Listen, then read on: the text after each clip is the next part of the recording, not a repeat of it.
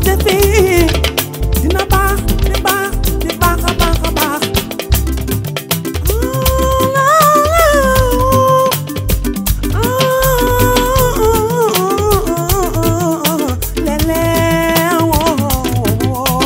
jàpp ci santé baax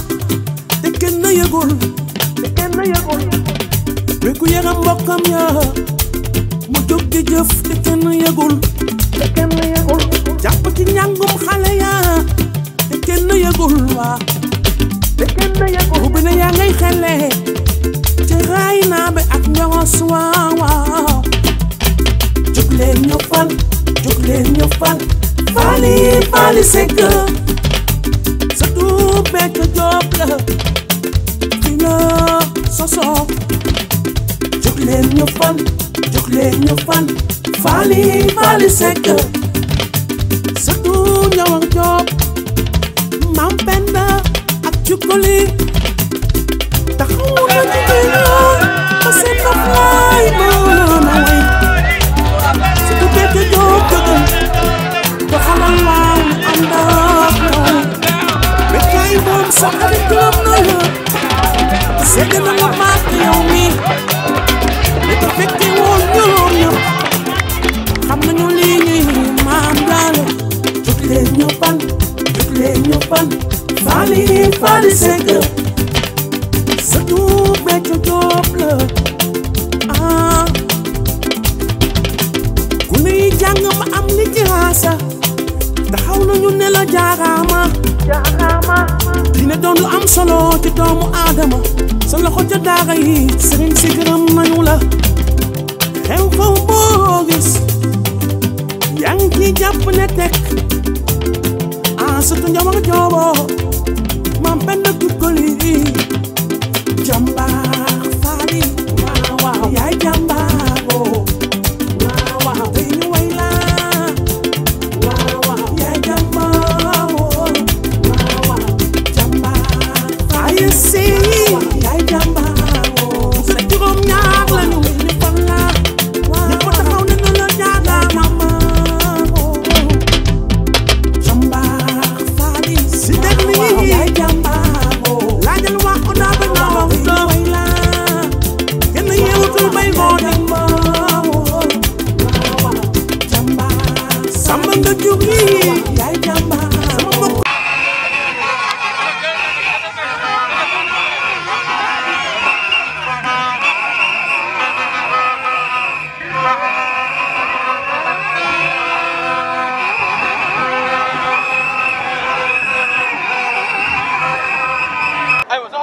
voilà seen jotaay Ross Béthio tey lu ko waral.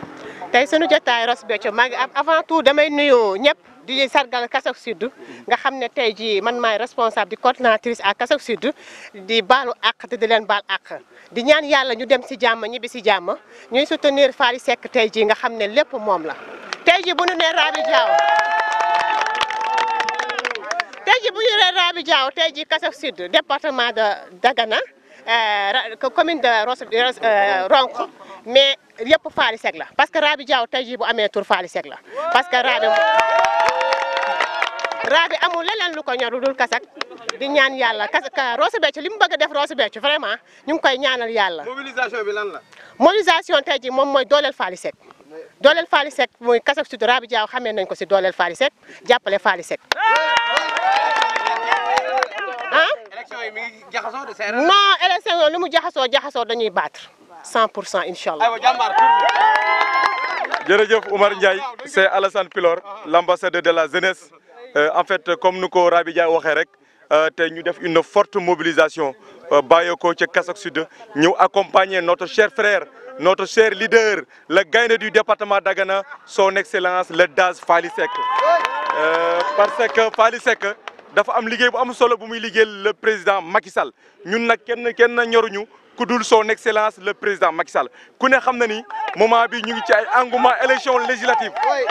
li Faly Seck di def day bëgg a confirmer ni que président Macky Sall titre foncier Benno Bokk Yaakaar fii département Dagana Benno Bokk Yaakaar moom le département Dagana ñun nag di accompagner ko. tey lan la. waaw tey moom alhamdulilah rabbil alamin dañu ñëw fii si Ross Béthio pour sargal le maire le DAGE du ministère de collectivité territoriale dañu ñëw bokk ci sargal bi sargal ko parce que dégg nañu gis nañu taxawaay bi mu taxawee donc ci département bi au niveau national gis nañu liggéey bu mucc ayib bi muy def fii ci Ross Béthio donc loolu tax su wootee ñun dañuy ñëw wuy si ko parce que kenn la ci ñun wax dëgg yàlla dañu koy ñaanal yàlla yal na ko yàlla gën dëgëral taxawaayam rafet na donc loolu moo tax ñun ñëpp ñu mobiliser ñëw pour vraiment ànd ko ak moom ci bés bu bi nga xamante ni bésu Ross Béthio la bésu donc département de Dagana. meeting bi waajal élection législative yi la de. voilà mu ngoog xam nga dañu wax ni Macky Sall moom moo soxla tey ci tey ñi nekkoon ci liste parallèle yi ak yeneen liste yëpp daje nañu pour fexe ba nga xamante ni Macky Sall dana am majorité au niveau assemblée nationale. loolu ñun ñëpp loolu moo ñu tax a jóg ci loolu la ñuy liggéey te incha allahu rabbi yàlla danañu defal ndam. Wally Seck bu wootee yaakaar naa Waalo kenn desul ci ñëpp daay ñëw député gi doy ñu nii am na benn oto ba nga xam ne sax mu ngi ñëw xëy na nag lii rek ngeen gis ñoo accès gom waaye yaakaar naa bu ñu accès woon ñëpp yaakaar naa du ñu xëj fii sax ci Ross Béthio ndax Wally Seck dafa jaral la nga xam ni yaakaar naa ni mënu toog fii sax di ko wax ndax maa ngi ànd ak délégation bi maa ngi ànd ak Moudoune Diack ñëpp xam nañu que di ci teg Maritou Sène ma nga xam ne moom ñëpp xam nañu ak Fatimata Diop waaw ci Macky Sall loolu jëmee kon lépp la nga xam ne Macky Sall moom daf ko soxla ba suba ci ngoon duñu ciy taxaw def dem ci jusqu'à goût lu Macky Sall soxla moo di ñi nga xam ne ñoom la jël élire ñu nekk ci suñu département Dagana pour ñu ñëw ci assemblée dañ leen yóbbu fa leen nekk assemblée pour taxawal département Dagana. jël yi ay nit ñu bokk ci député te moom bokk ci Ross Béthio lan lay tekki. lan lay tekki mooy waral ni Faly moom amul xàjjale amul seen ndax Faly dafa ñëw pour jël indi député pour département Dagana moo tax mu jëlee député andi ko pour département Dagana ñu taxaw ci pour ñu mën gagner largement pour yóbbu suñu député Mab Diop ak honorable député muy Soxna Mbodj pour ñu dem assemblée pour ñu taxawal département Dagana. jaajëf rafet na. Faly Seck lu tax ñu daje pour sunu département bi pour ñu fekk ci Macky Sall jili nanu nun Furaaraat la ñu jóge village de Furaaraat la ñu jóge pour noo ngi taxaw pour nu jàll fu nga xam ne kii nu yóbbu député département de Dagana loolu moo nu indi loolu moo nu ñor loolu moo nu tax nu mobiliser Faly mobiliser nu ñëw fii nu taxaw tey si Ross Béthio nu wane Sénégal fii si département Dagana gagné nañu ko nun benn noppi beneen côté la ñoo wax beneen région mais région bii jël nañu ko bee pare. délégation bi man maa ngi tudd Ousseynou Ndiouk man maa di coordinateur ADEF au niveau de Ronk délégation bi délégation Ronk la ñu ngi ànd ak une très forte délégation vraiment jóge Ronk ñëw fii Ross Béthio pour soutenir suñu leader le DAGE maire de Ross Béthio monsieur Faly Seck vraiment pour jàppale ko pour jox le président Macky Sall une majorité au niveau de l'Assemblée pour les élections législatives yi nga xam ni moo nekk suñu kanam incha allah loolu ngeen de tey yombul de. non yombul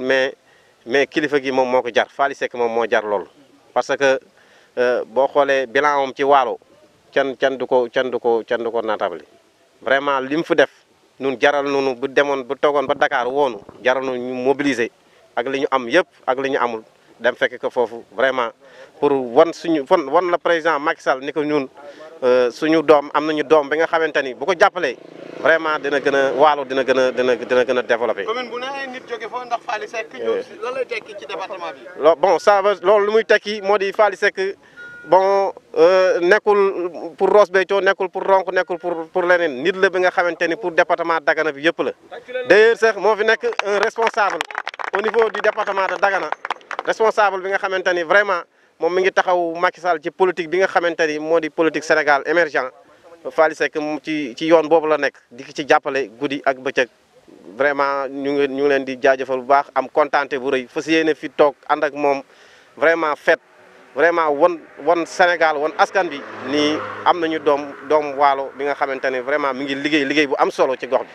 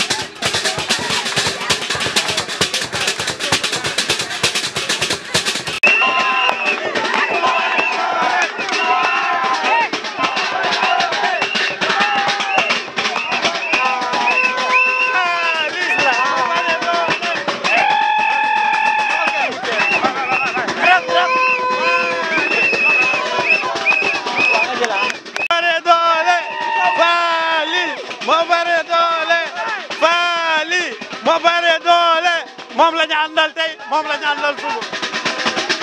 aywa. daje bi tey ji Faly Seck moo xewle te bu ñu wooyee ni ñëw wuyu ko ndax man def ma safoo faale ma bu ma wooyee fu mu mënti woo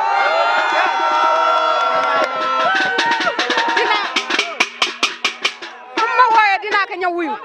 ànd ak samay nit daal de ñëw ñaari kaar yu ma yónnee bu ma yónnee woon fukk sax ma remplacé ko ba mu fees ndax bàyyi naa fa ñoo xamante ne bëgg nañu ñëw Faly moo leen ñor moo leen saf moom lañu faale moom lañu àndal moom lañu gëm. waaw wasalaam.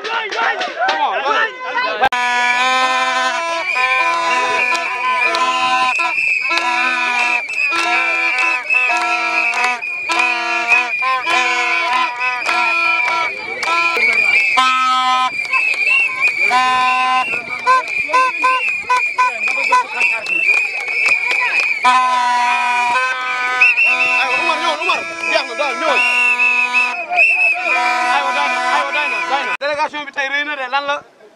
waaw xanaa derrière Faly rek pour ñëw tey soutenir Faly si bis bi dañ ko jël massivement pour ñun ñëpp ñu ànd nekk derrière Faly pour jàppale ko si bis bi. bis bi bisu lan la. bis meeting la meeting département man nag si sama wàll bokk meeting Faly lay wax waaw parce que Faly dayoo moo toll noonu si département bi. voilà. si Macky Sall la leen jëmee de mbaa kontaan ngeen ci. macha allah kontaan nañu maa kii.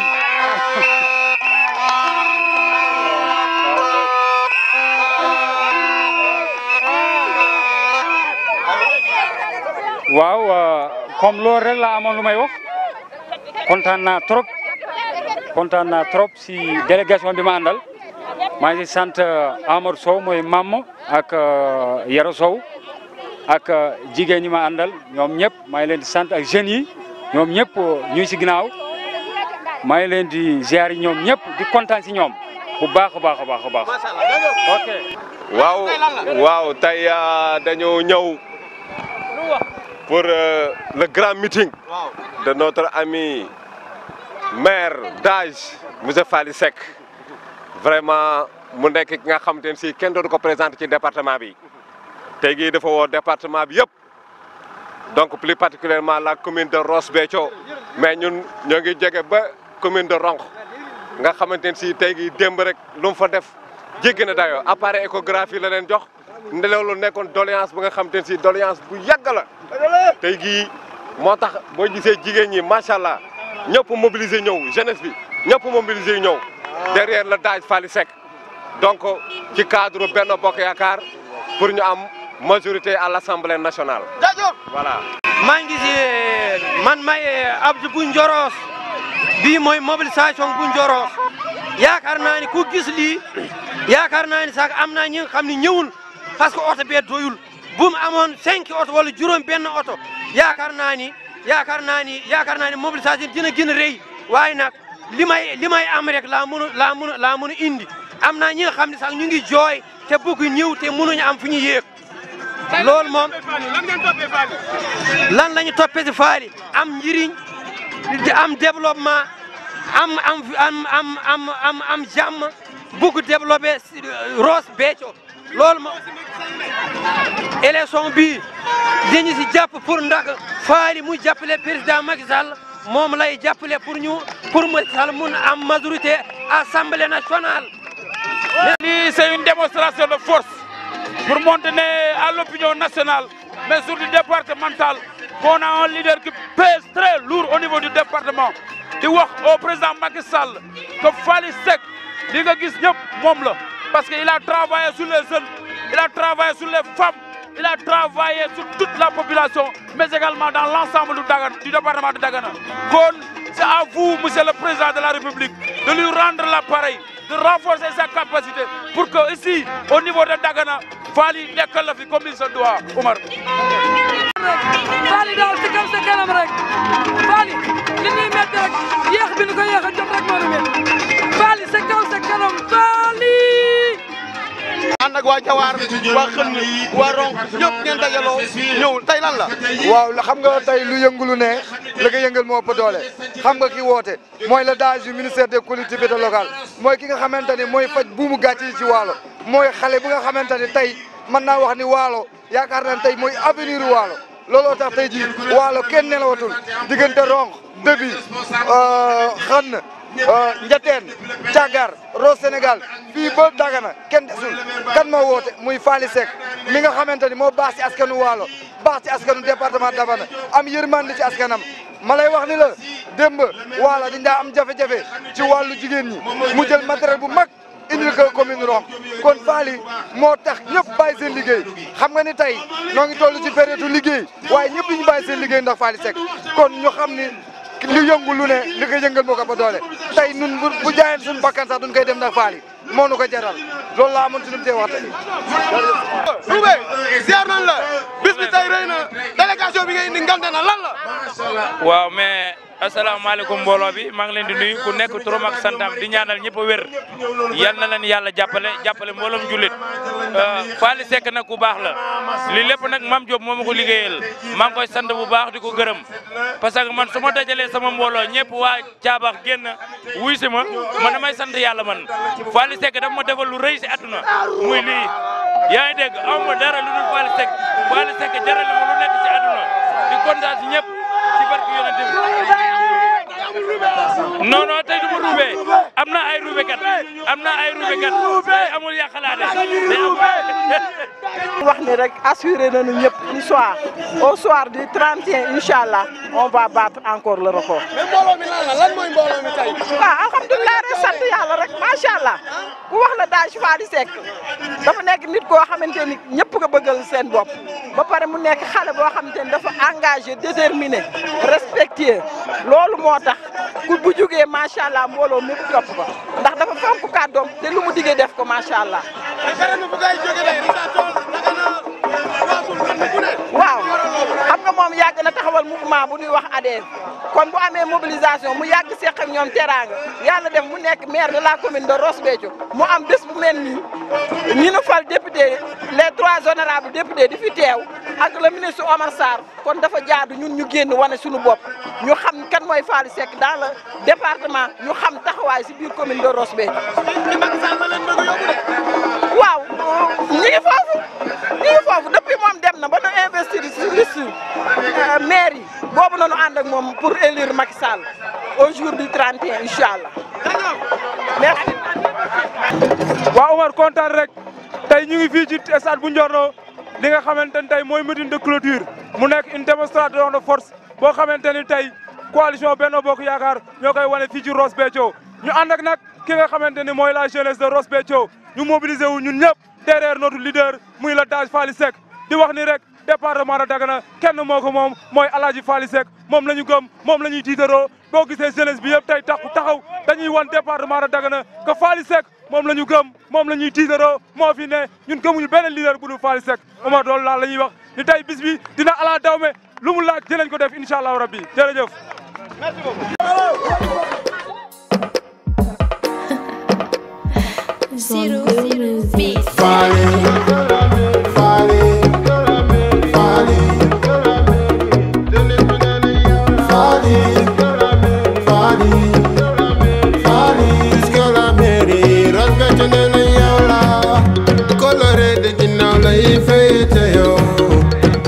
fàttiwuloo fi nga jóge doomu Waalo moo jóg am na ci yow mbégte yow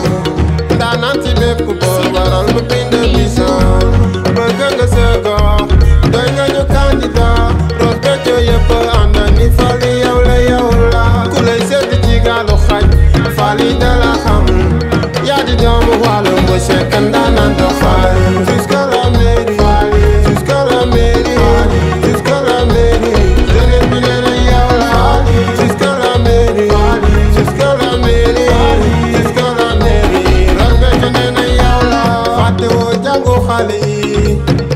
fourniture scolaire 5 communes arrondissement de Ndiaye ba ci hôpital bi équipement sanitaire bi fàtte woo xëyu ndaw ñi président de nee na yow la prix de l'excellence 2021 Seck jomb laali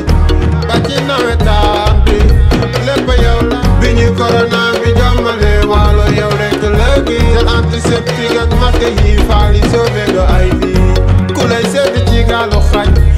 Fally de la xam yaa di doomu Waalo bu sekk ndaanaan de Fally jusqu'à la mairie jusqu'à la mairie jusqu'à la mairie jeunesse bi nee na yow la jusqu'à la mairie jusqu'à la mairie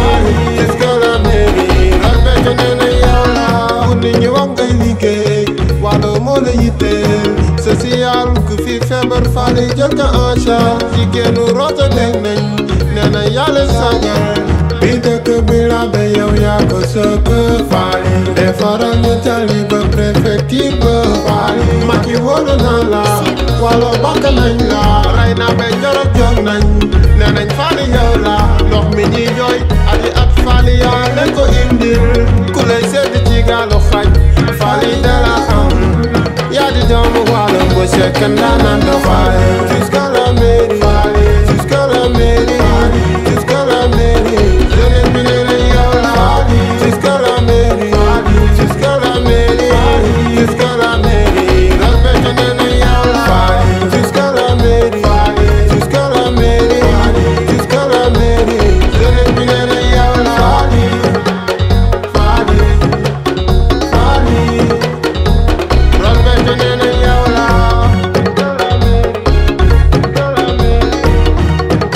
sagal bi dëkk bi la ba yow yaa ko sëkk Fally defaral ñu tali ba préfecture ba Fally Macky wóolu na la Waalo bakk nañ la rey na ba Njorok jóg nañ nee nañ Fally yow la ndox mi ñuy jooy ati at Fally yaa leen ko indil ku lay sedd ci gaalu xaj Fally de la xam yaa di doomu Waalo bu sekk ndaanaan de Fally jusqu'à la mairie jusqu'à la mairie jusqu'à la mairie jeunesse bi nee na yow la jusqu'à la mairie jusqu'à la mairie jusqu'à la mairie Ross Béthio nee na yow la jusqu'à la mairie jusqu'à la mairie jusqu'à la mairie jeunesse bi nee na yow la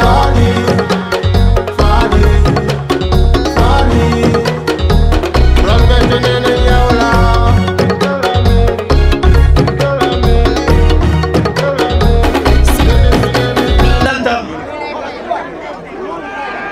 di am kontante trop ci ñi nga xam ni ñoo ñëw fii tey ci Ross Béthio di commune bu suñu jarbaat di Fally Seck donc ñu ngi leen di wax bismillah di nuyu nag ki nga xam ni mooy le ministre des mines et de la géologie di suma grand di le ministre Oumar Sarr le maire de la commune de Dagana di ci teg l'honorable député le DG de la SAPO le maire de Richard Toll le coordonnateur départemental de Dagana le meilleur Mame Diop di nuyu le coordonnateur Benno Bokk Yaakaar bu Dagana di Madické Mbodj di nuyu nag tous les maires ici présents di nuyu honorable député Adama Sarr di nuyu Adja Soxna Mbodj bi nga xam ne ñu ngi xaar incessamment ak député Coumba Sow di am kontaan trop ci ñëpp ñi nga xam ne tey gane si nañu ci Ross Béthio di nag beral nuyoo mon neveu le cher maire Fally Seck bi ñu àndee ba tey moom ma tànn def ma directeur de campagne pour ma taxawal lu mel nii yaakaar naa li mu ci bëgg lépp defal naa ko di ko gërëm di ko sant di wax ni nag ki nga xam ni mooy son excellence le président de la république Macky Sall moo ñu woo ñun ñëpp au palais présidentiel daal di ñu ni nañu ànd joxante loxo fédérer nos forces pour ñu jàppale que au soir du 31 juillet 2022 ñu assurer une large victoire yóbbu suñu député yi à l'Assemblée nationale sénégalaise. di nuyu ñoom Aliou Yagg ñoom Ousmane Lom Très bien. Abdou Khadre Ndiaye, le directeur de la fonction publique. Fatewuma Adja Ndeye Wele. Di nuyu nag suñu madame le maire Adja Ndeye Gueye. Ndiaga Fall ki nga xam ni mooy Adja Diouma Faye ak ñëpp ñi nga xam ni ñu ngi ci Ross Béthio dalal gan yi tey. di wax ni tey dañoo kontaan dañoo bëgg ndaxte ñu wuy si tey suñu ay mbokk ñoo fi ñëw pour jàppale ñu te am nañu xidma ni au soir du 31 juillet inchallah dinañ jël victoire bi jox ko son excellence Macky Sall. dina leen xamal leen dafa am ñoo xamante ni dañu ñëw pour jàppale le président de la République Macky Sall ci Benno Bokk Yaakaar muy ku mel na Omar Sarr bu PLD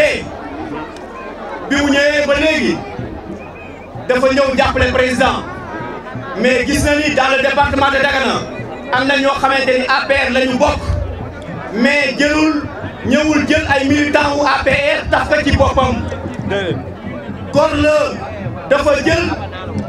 ay militants dooleel ko président Macky Sall pour mu gagner pour mu mën a jiite réew mi mën ko doxal kooku nag góor mooy def lu mel noonu ndaxte toog naa ak moom am suma benn xarit ni ko monsieur le ministre ko jël ma jóg mu ñëw jàppale la mais waxu góor la dafa di ko non bàyyil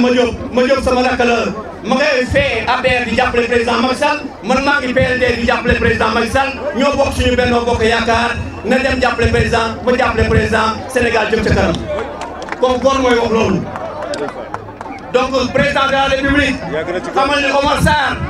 ñëwul di la fakasal Omar Sarr dafa ñëw pour jox la doole loolu dama la koy dëgtal parce que da koy dox guddeeg ba jëkk suba ak ngoon donc kooku ku jar a téye la di la wax ni nag tey jii au niveau de notre commune de Ross Béthio nous avons des projets ambitieux qu'on doit mettre en œuvre te mi ngi nekk ci loxoy le maire Fally Seck te óolu nañ ko si incha allah nga jàppale ko mu suñu commune nekk une commune émergente te pour ñu am un Sénégal émergent il faut qu'il y ait des communes émergentes te yaakaar nañ suñu commune avec le maire le jeune maire Fally Seck dina ko yóbbu si les stations les plus élevées je vous remercie. de Ross Béthio monsieur Fally Seck sama xarit mu joxal ma ko délégation bi yëpp du ma sori trop ci kàddu yi li ma leen di wax rek mooy peut-être ñaax la ñu ngi jëm ci élection yu élection yi important naatable wu na ñi fi toog yëpp yéen ñëpp vous allez voter pour la liste Benno Bokk Yaakaar waaye li ma leen di conseil ma leen di wax bu ngeen demee seen kër yi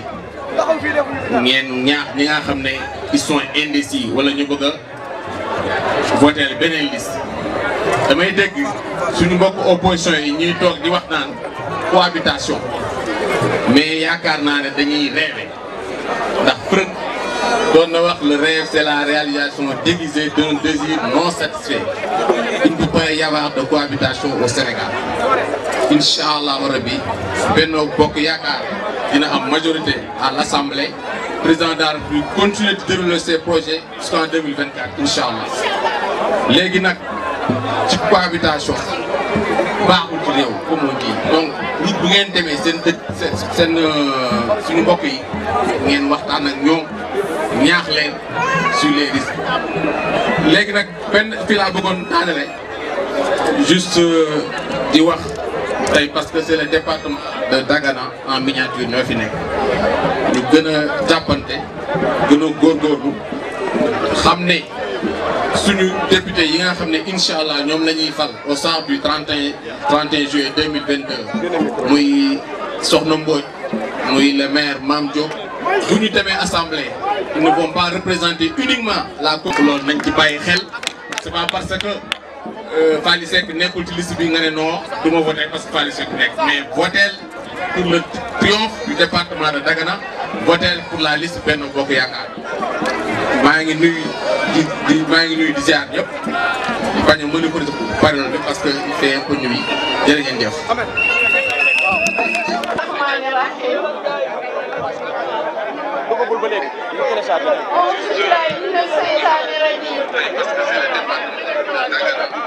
Bismillah nanu ko àggale ci alhamdulilahi rabbil alamin ginnaaw ba ma sante yàlla julli ci Muhammad sant sama ñaari waajur damay jëkk sant jigéenu Ross Béthio yi soogaa di ñëw ci délégation bi nga xam ne ñoo nu fekk ci tey may jiital ci nuyoo bi le ministre Oumar Sarr di ci teg honorable député Mame Diop di ci teg honorable député Adama Sarr sama xarit sama jambi sama àndandoo bu yàgg di nuyu nag bala may sore nag ma nuyu sama maire su ma nuyoo sama maire Faly Seck di nuyu kenn ci man sama xarit sama jambi bu nga xam ne ku ne defal na ma lu ne muy la maire Oumar Sow su ma ko nuyoo ma jël nuyoo bépp jébbal ko mu joxal ma ko les 11 maires du département de Dagana di nuyu président conseil départemental di nuyu Ndeye Wele maa ngi lay nuyu bu baax suñu sëriñ boo gisee ma wax ñii ñëpp nag te tudduguma honorable député Soxna Mbodj ku ne xam ne ni Soxna Mbodj sama dooma Soxna Mbodj sama rakka Soxna Mbodj sama présidente la Soxna Mbodj maa ngi yaay ma woo kon Adja Soxna honorable député maa ngi lay nuyu di la ziar di leen ñaanal yéen ñëpp jàmm di nuyu Soxna Kumba Saw Soxna Kumba Saw maa ngi ciy nuyu moom tam di ko ziare di ko ñaanal yàlla jàmm su ma baree ci nuyoo bi nag damay nuyu sama doom du nga xam ni léegi la wax bay yéeg muy ma Jóob Ngoon Jóob saakuraag di ko Jóob saakuraag roy misi ci leen nag faram ci góoro mag yaan ma demba misi su ma ko nuyoo baat boobu ma wax boole naa ak monsieur le maire Faly Seck yaakaar naa ñun doléance du ñu ko fi wax ndax sunu maire bi nu am lay la laa ganaar du topp koy taxale te gis ku jëm sa sàq ba Faly yaa gaaw ñu gaaw laaw la cat yal na la yàlla may wér projet yi nga sémb yal na ko eggale ak jàmm ak salaam ñun Waalo wane nañu sunu bopp ñun rek ñi nga xam ni ñoo jigéenu Ndeer ñun kenn moomu nu ba dinu yeewi kenn masunu moom te kenn du nu moom ba dinu yeewi maa Dagana bi nga xam ni mooy Californie du Sénégal ku bëgg développement da ngay dem sa producteur yëpp te fii ndox maa ngi fi suuf saa ngi fi nit ñu am compétence ngi fi matériel agricole manqué wu fi kon ñun ku yeewunu kenn yeewunu ba dinu yeewi maa ngi nuyu Madické Mbodj sama jàmmiñ coordinateur Madické bu ma la nuyoo sama xol bi day jeex ndax sama xarit ba yal na yàlla wàccee leer moom ak Adja Aminata Mbodj Mbar kon maa ngi lay nuyu bu baax a baax di la ñaanal yàlla wér gi yaram maa ngi nuyu sama xarit deuxième adjointe au maire Adja Diouma Faye maa ngi nuyu sama rak sama genn wàll sama xarit sama waxtaanukaay Adja Alaaji Njaga Faal deuxième maire commune Ross Béthio su ma nuyoo ñooñu nag xam ngeen day joor ak càmmoñ ku ne bëgg nag may nuyu Adja Aminta Ñas sama impaañ sama xarit di nuyu Adja Dieye sama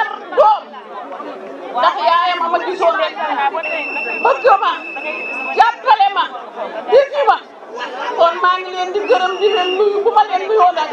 may yóbbante nuyoo bi yëpp ci jigéenu Ross Béthio yaakaar naa campagne amul meeting bi wane na boppam kenn warul woon sax wax dañu waroon animer rek ba suñu ñibbi jot ñëpp di ñibbi le 31 inchallah balaa 18 heures résultat yi dina leer nañ waruñu fi woon nekk di wax dara di yóbbante nuyoo son excellence le président Macky Sall di nga xamal ni nga sunu maire bii nag gannaaw yàlla yeneen sa ba dégg loolu ko sunu maire ndax nag sunu maire bi ku ko jàppale waxuma commune Ross Béthio waaye département Dagana dana gis dara xaaral yi nu am yi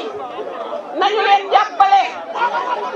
teg leen seen place ñu dellu si jàppale la région waxuma sax département bi la région de Saint-Louis ñu jàppale te maa ngi gërëm ñëpp di sant ñëpp wasalaam. ku si nekk si turam ak santam di wax ni wax ci du bare dañuy nuyoo rek nuyoo bi di si jiital le coordonnateur départemental l'honorable maire monsieur Mame Diop monsieur le maire Mame Diop jël nañu nuyoo département bi yëpp tekk sa loxo nga tegal nu ko ci loxo délégation bi nga àndal yëpp pour ñu bañ a sore ci lim bi bu ñu si jógee monsieur le coordonnateur départemental da nga may rek ma nuyu suñu mag suñu grand frère suñu xarit suñu lépp di le président Oumar Sarr su ma ko nuyoo moomet di ko wax nuyoo bi yëpp mu jël tegal nu ko loxo si suñu frère u Dagana yëpp mu nekk noonu kon waa Ross Béthio bu ma nuyoo aussi le maire de la commune de Ross Béthio comme ni que les jeunes waxee Fally Seck la solution mi ngi juddu en janvier 2022 ici à Ross Béthio Fally Seck la solution maa ngi jël nuyoo di ko teg sa loxo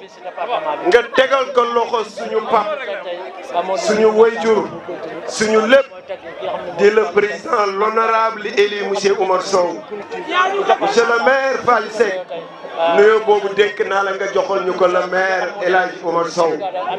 di ku ñu bëgg lool di suñu xarit lool di suñu wayjur lool honorable Adja Wele maa ngi lay nuyu di la ziare waaye nos investis tête de liste Mame Diop monsieur le maire Adama Sarr Adja Sokhna Mbodj nos futurs représentants à l'Assemblée nationale benn yóbbante lañ leen di jox mooy tout le département de Dagana est derrière vous lenn lañ leen di assurer mooy la Delta la Waalo am nañu yaakaar ci yéen tey noo ngi fii à Ross Béthio la capitale du riz comme niñ koy waxee tey ni ñu leen di yóbbante rek te ñoo ngi si commencé xalaat le maire Fally Seck mettre na en place benn cadre de concertation sababu cadre boobu pour lan la on est là tey pour élire des députés pour l'Assemblée nationale gisoon nañu l'honorable député Abdoul Aziz Diop si intervention yi nga xam ne amoon na ay jamono ba gisoon nañu ay résultats cette fois-ci on va aller plus loin avec nos futurs élus à l'Assemblée nationale monsieur le maire Fally Seck notre interlocuteur maire de cette capitale du riz cette plateforme bi nga xam ni bëgg nga ko mettre en place pour un cadre de concertation boo xam ni c'est un cadre pour prendre en charge les revendications des paysans du Waalo pour prendre en charge les éleveurs du Waalo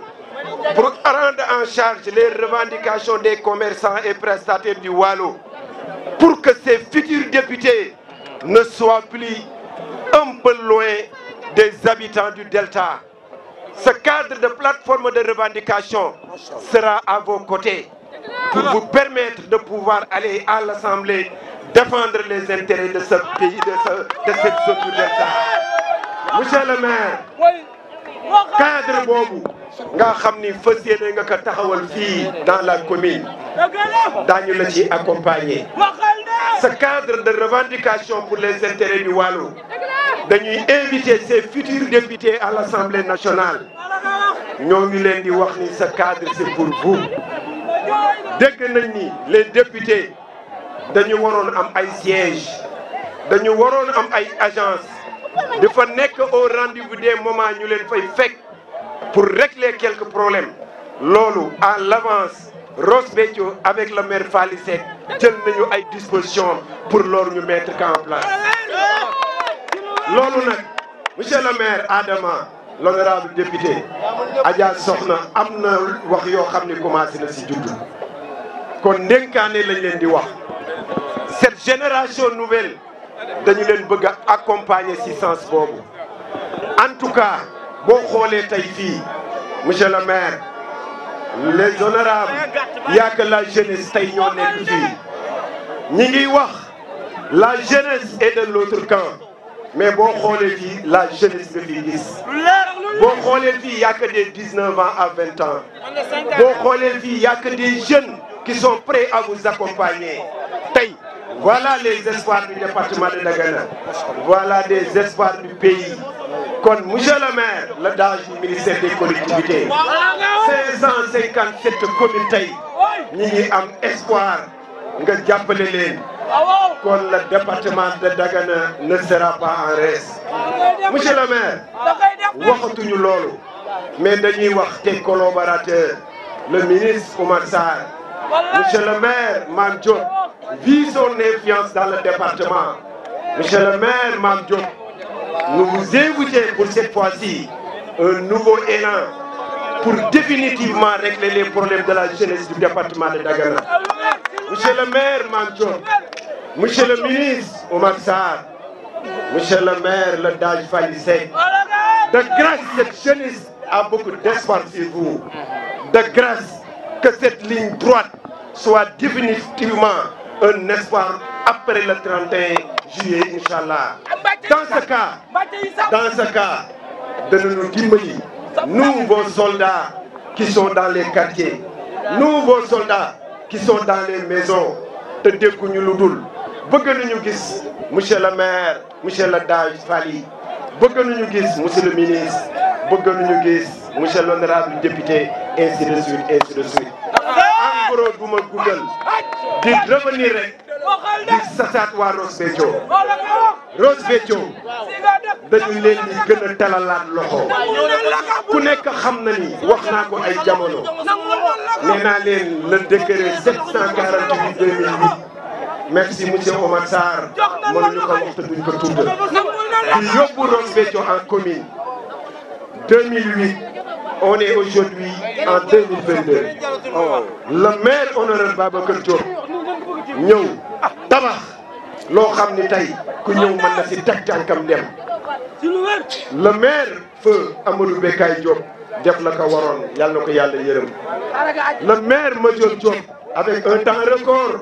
mu def loo xam ni ñëpp teg nañ seen bët waaye le jeune maire Fally Seck ñëw faire renaître à tout le monde que c'est possible et c'est bien possible pour faire de Ross Béthio la première ville du Sénégal pour faire de Ross Béthio le meilleur je ne sais même pas pour dire vu qu'il y a en tout cas des ambitions qui sont là la solution monsieur Fally Seck nous vous demandons vraiment de continuer sur cette lancée mais nous vous demandons encore une fois de plus monsieur le maire Fally Seck que Dieu vous garde et longue vie rahim gannaaw bi nu sante yàlla julli ci Seydina Muhammad noo ngi nuyu mboolem ku fi teew di jiital ci nuyoo bi sunu ministre sunu yaakaar Alaaji Oumar Sarr di si teg chef du village bi di si teg imam yi dëkk bi di si teg notable yi dëkk bi ak meeru dëkk bi sama doom Fally Seck di si teg sama goro ma Jóob di si teg mboolem ku yeewoo Ross Béthio ak li wër Ross Béthio defe naa wax ji du bare ndax ñi fi jëkk wax nañu lépp lan moo si am solo fi nu jëm la 31 ñi xam ne benn bis nga wàcc sa xëy mu téele juróomi at ku ko sàggane da nga sàggane loo xamul kon nun Waalo dañu am sas li président wax nun ñëpp dégg nañu ko dañu wax ni nanu fexe ba Sénégal département Dagana jël première mbaa mu bokk ci juróom ñi jël première su ko defee cër yu bare yu nekk ci kanam yëpp kilifa yi daañu ko toppatoo ba mu ñëw ndax ku ne xam na ni ñi fi yàlla jiital mu di ku mel na Oumar Sarr docteur Mame Diop ñoom Ahmed Tidiane sunu doyen Omar Sow Abdou Khader Ndiaye ñoom si ful la jël ku mel na sunu doom Fally Seck ku mel na sunu coordinateur Madické Mbodj ak sunu jigéen yii fi ne yaakaar naa ne bu nu defee effort ku seddu nu seddu ku sedduwuleet nu seddu kon nag li am solo la 31 man nag sama doom dafa ànd ak sama goro ñi di ma xuuxal ndax lii ma gis fii sama xel dalatul dama doon wax département bi ku bañ ñii jiitu la booy boo ngay bañ yendal bañ fanaanal foo mën a jaar ñi dina la jiitu waaye sama doom day xuuxal na ma tey doo ma rek bu ma tëddee danaa nelaw kon noo ngi sant ñëpp di gërëm ñëpp asalaamualeykum wa rahmatullah. Merci beaucoup. La population du département de Dagana jël nuyoo boobu teg ci sunu mag le ministre Oumar Sarr. Je veux dire et très honnêtement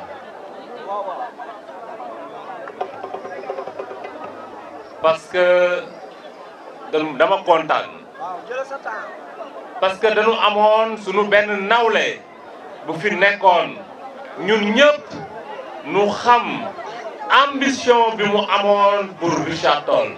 li mu doom daw di wuti pour Richard Toll muy Amadou Bekkaay Diop lu tax ma kontaan parce que xam naa ni tey fa mu tëdd xolam sedd na parce que am na son jeune frère bu jël le flambeau muy le maire Fally Seck xam naa li mu mébétoon yëpp tey si Ross Béthio Fally mi ngi si tànk yooyu et li ko prouvé cette belle mobilisation bu mënee am parce que population wu Ross Béthio dafa am yaakaar si yow gis nga commencé teg ay projet yi nga xam ni gëm loolu leen ni yaa ngi jëmale kanam Ross Béthio may nuyu tout le département tous les responsables tous les maires du département wax nañ ko ku nekk maa ngi lay nuyu sa tur ak sa sant maire Oumar Sow de Diama le président du conseil départemental notre frère Abdou Khader et tous les responsables du département jigéen ñi ma jël Ndeye Wele Soxna Mbodj et tous les autres ñëpp maa ngi leen di nuyu am mbégte tey fekke bis bu mel nii ci département Dagana bu mënee am nag am na lu tax président de la République Macky Sall dajale njabootam autour de l'unité moo tax nga gis fi ñëpp nu nekk ci di ci liggéey boobu ba léegi du ma fi nekk di wax lu war tax enjeu yi ak motivation yu war tax mu voter le président de la République ici dans le département de Dagana et particulièrement à Ross Béthio parce que cette belle mobilisation wane na ni yéen vous êtes déjà convaincus mais bu mënee am nag choix bi président def rek war na leen mën a doy bu tànnee ku mel ne sunu mag Adama Sarr ñëpp xam que ci département bi ci région de Saint-Louis ci wàllu mbay ci taxawaay bi mu am seen xel war na mën a dal ëllëg bu demee assemblée nationale te liggéey boobu commencé woon na ko fa bu jëlee ku mel ne Soxna Mbodj mu jiite Révac ci département de Dagana seen xel war na mën a dal ci li nga xam ni mooy sunu premier levier économique muy bay donc ce choix-là c'est un choix judicieux donc moo tax nu mën a am yaakaar ni sunu département dana jëm kanam li fi président commencé sumb yaakaar naa ni loolu ku mu doyul dara du la doy boo jëlee Boucouturi yi nga jël désenclavement par Niit Kër Momar Sarr la route de Mbane Louga Mbane Kër Momar Thiago Ndombo Richard Toll ak leneen ci wàllu mbay et dernièrement subvention de 30 francs sur le paddy loolu rek doy na pour jox président de la République fu mu wéeru pour continuer def tëral programme am loolu nag ñun kenn waruñu ci jiitu loolu nag le département bi xam que kenn waruñu ci jiitu ci département Sénégal yi looloo tax tous les responsables du département ànd di liggéey suba ak ngoon pour atteindre cet objectif très élevé bu ñun ñoo ko assigné suñu bopp te am nañu yaakaar li ñu gis fii ci muy avant dernier jour ñu gis que ci Ross Béthio mën nañu am yaakaar suñu xel dal ñu gis cette mobilisation avec des jeunes et c'est très important suñu yaakaaroon nañ ni jeunes yi dafa am ñeneen ñu leen yore mais fii à Ross Béthio gis nañu que cette mobilisation est portée par les jeunes de Ross Béthio et du département donc yaakaar mën na am ni li ñu assigné suñu bopp daan ko atteindre ci département bi inch'Allah bu soobee suñu borom maa ngi gërëm tous les responsables les militants et responsables de Ross Béthio jigéen comme góor mais particulièrement nu am ci bégte son frère Madiop parfois nu ni ñoom dañuy wax ni yaay dañu jaxasoo ñoom seen biir donc en tout cas mën wax ni son frère Madiop mu ñëw tey nekk le directeur de campagne loolu symbole la de l'unité du département mais mu commencé fii ci Ross Béthio nu am ci bégte lool mais may saluer tous les militants damay am habitude de saluer les militants de première heure comme notre frère le coordonnateur Ibrahima Diagne Diouma Faye et les autres ñoom ñëpp nu leen di nuyu di leen gërëm seen taxawaay ak seen jàppale autour de leur maire le maire Fally Seck may nuyu ñëpp di sant ñëpp asalaamaaleykum wa rahmatullah. Fally Seck waaye di ko teg aussi si sama rakk Madiop Diop mais fàttewuma sama grand frère Babacar Diop le maire honoraire dama ni mobilisation bi ngeen def dal na xel yaakaar naa ni Ross Béthio 95% mën nañu ko am waaye 5% yu des yi laay waxal dama ni 5% yu des yi lépp lu ñuy wax rek mooy nii ñu bëgg a ànd ak pour nekk Ousmane Sonko mais dama ni wax naa ko keroog si gaaya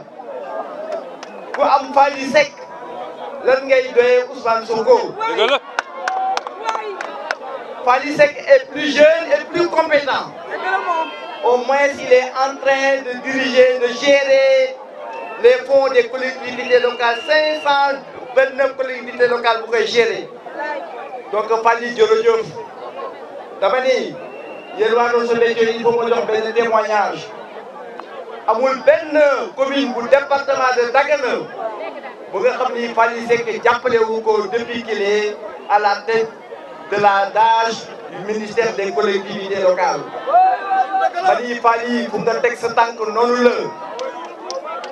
xale yi su àndee ak ay mag day xam nu muy àndee ak magam di leen jàppale. tey lu war da nga jël jërëjëf yéen da leen jàppale waa Ross Béthio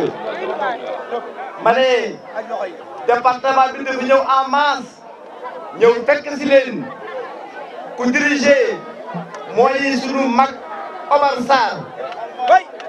waxoon naa démb ni Omar Sarr ku ko am waratoo xooli keneen ñu teg si suñu mag wala suñu xarit Khalifa Ndaw bu xam ne mooy le conseil départemental Khalifa ëpp na keneen ku koy jaawale di si teg le député DG de la SAPCO Mame Diop Amadou Mame Diop bu nga xam ni xale bu yaru la bu nga xam ni ku tey la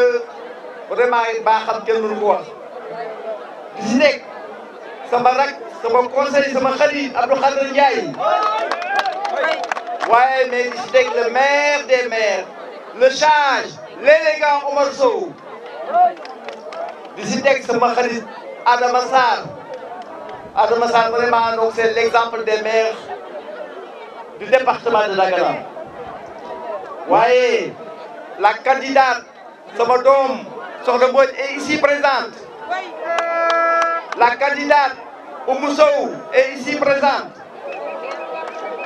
mais sama sœur sama xarit Adja Ndeye Mélé maa ngi lay nuyu bu baax ma ngi dox lu baax ci département bi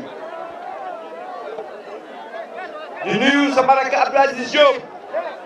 Ahmed Tidiane Diallo depuis lors moom moo jiitu ci di combat bi yaakaar naa depuis 16h mi ngi taxaw di ñu xaar Habib Ndione est là Iboulaye Wane l'espoir du BLD de Dagana Manoumou Mbodj Pape Makhtar Diop waaye Ousmane l'homme fort de Château est là ñu koy nuyu di nuyu suñu xak suñu sang Aliou Yàgg di nuyu Aliou Ba Cissé ay Adja Fatim la députée bu nga xam ni dafa taxaw assemblée nationale liggéey bu rafet di nuyu sama xarit Khalil Diop responsable à Dagana Lamine Ndiaye war ñu lim ñëpp mais voilà la délégation qui nous a accompagnés ñoom ñëpp ñu ngi leen di nuyu di leen ñaanal jàmm wasalaam jërëjëf merci